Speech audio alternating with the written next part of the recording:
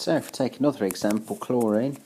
Chlorine's in group 7, the electron configuration is 287, and it's, as an atom, it's got one electron missing from the outer shell, needs to gain one to form its ion, so that will then be called a chloride ion.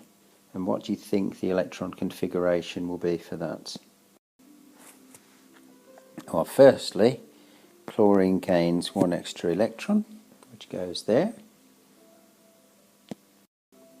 And the electron configuration will then be, instead of 287, it will be 288.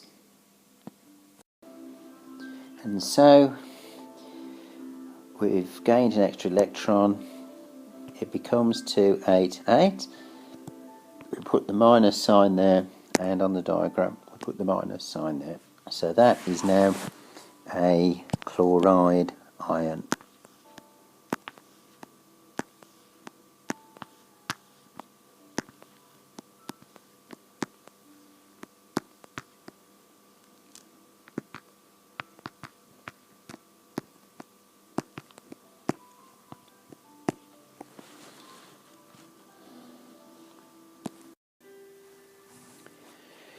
So the next thing for us to study is formulae of ionic compounds, and what happens there is when we have positive and negative ions, they will attract to each other and they will join together to form compounds. And what happens, they form compounds that have a neutral charge, so the pluses and the minuses balances out, so the minus charges and the positive charges cancel each other. You've got a table with some common ions.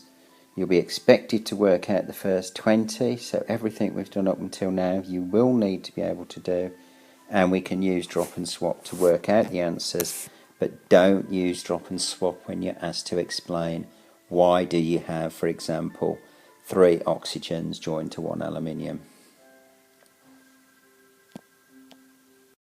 Okay, this you'll have in the resource book.